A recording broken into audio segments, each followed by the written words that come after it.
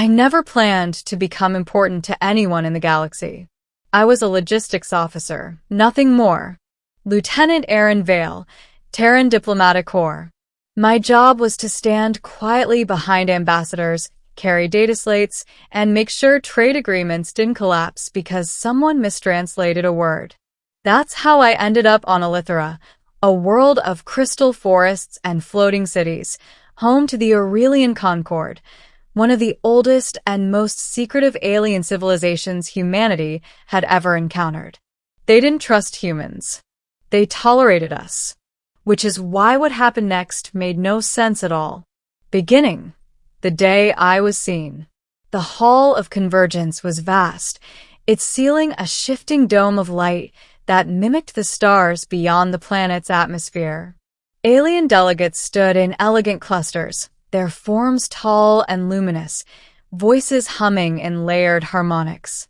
At the center stood Matriarch Sailnyra, leader of the Aurelian Concord, ancient, composed, and terrifyingly intelligent. Her presence pressed down on the room like gravity itself. I stood behind Ambassador Reyes, trying not to fidget. Then I felt it. A gaze. I looked up and saw her. A small Aurelian girl stood beside the matriarch, her hand resting lightly on her mother's flowing mantle.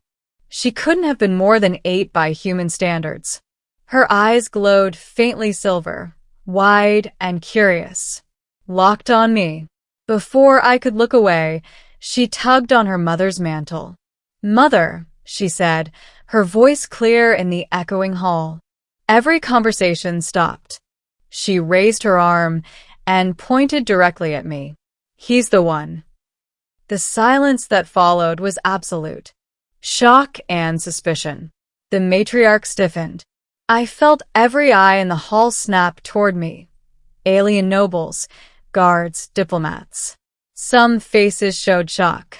Others showed fear. Ambassador Reyes whispered, "Aaron, what did you do?" "I swear," I murmured, heart pounding. I've never met her before. The matriarch looked down at her daughter slowly. "Lyra," she said gently, "you must be mistaken." The girl shook her head. "I'm not." She stared at me with unsettling certainty. "It's him. I've seen him before." My mouth went dry. "Seen me where?" Her eyes softened. "In the light before sleep. In the place where memories go." That did it. Guards stepped forward, weapons humming to life. The tension crackled like static. The matriarch raised a hand, halting them. "You," she said, fixing me with an ageless stare. "Come forward, human." My legs moved before my brain could object. The test. I stood alone in the center of the hall, surrounded by beings who could decide my fate with a thought. "Explain," the matriarch demanded. "My daughter speaks of visions reserved only for the Echo Touch." "I don't know what that means," I said honestly. "I'm just a human officer." The girl, Lyra, stepped closer. "When you arrived," she said, "the songs changed." "What songs?" I asked. "The ones inside us," she replied, as if it were obvious. The old ones woke up. The matriarch's expression darkened. "You felt the resonance," she murmured. "Impossible." She turned to the council. "Prepare the chamber of remembrance." A ripple of alarm passed through the elders. "That chamber hasn't been used in centuries," one protested. "Then it is time," the matriarch replied. "I didn't get a vote. Vittle, memories that were not mine." The chamber of remembrance was buried deep beneath the city, carved from a single piece of iridescent stone. Symbols glowed faintly along the walls, pulsing in time with my heartbeat. Lyra sat cross-legged in the center. "Sit," she told me. I did. The matriarch stood opposite us. "If you are an echo," she said, "this chamber will reveal it. If you are not, your mind may shatter." "Comforting," I muttered. Lyra smiled. "You'll be okay. You've done this before." The chamber activated. Light flooded my vision. Suddenly, I wasn't me anymore.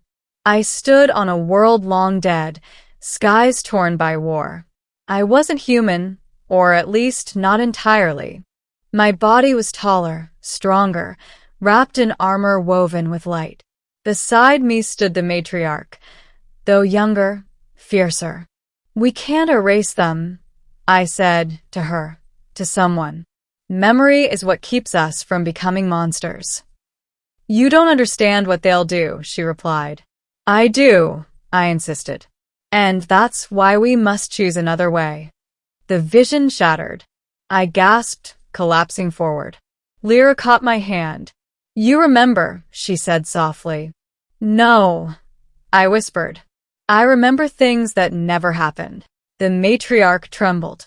"Echo of the first guardian," she breathed. "Reborn in human form." The truth revealed. Back in the council chamber, the elders argued fiercely. "It's a trick," one hissed. "Humans can't carry Aurelian echoes," said another. The matriarch silenced them all. "He carries the memory of Arenthal," she said. "The one who saved us from ourselves." I stared at her. "Saved you how?" She met my eyes. "By stopping us from erasing a species that once threatened us." A chill ran through me. "You mean genocide?" "Yes," she said without flinching. "We were afraid. Arenthal taught us restraint." "And you listened?" I asked. "For a time," she said quietly. Lyra squeezed my hand. "Then he died." The room fell silent. "And you buried his memory," I realized, "because it challenged your authority." The matriarch didn't deny it. "You were reborn," she said, voice heavy, "stripped of memory, sent into a younger species. We thought the echo lost forever." Lyra looked up at her mother. "But echoes don't disappear. They wait." A dangerous choice. The council demanded my detainment. "If humans learn of this," one elder began. "They already live by his philosophy," the matriarch interrupted. "They call it diplomacy." She turned to me. "You are dangerous, not because of what you can do, but because of what you remind us we once were." "I didn't ask for this," I said. "No," she agreed. "But the galaxy may need it again." Lyra stood. "He stays." "Lyra," the matriarch warned. "He belongs here," the girl insisted. "Not as a prisoner, as a teacher." The matriarch closed her eyes, then nodded. "So be it." Ending, the reason that changed everything. I stayed on Elithra, not as a captive but as a bridge.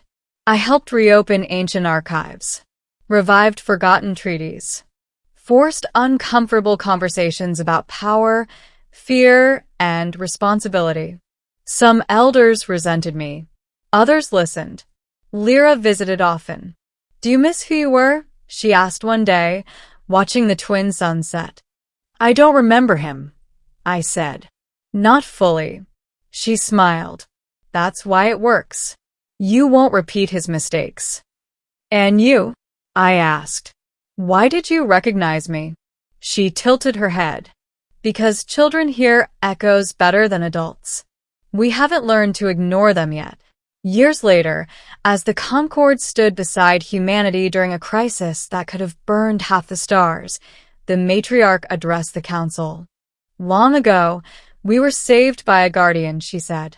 "Today, he stands before us again, not as a warrior, but as a human." She looked at me. "My daughter chose him." Lyra met my eyes and smiled. And only then did I understand the truth that shocked us all. She didn't choose me because of who I had been. She chose me because of who I could still become.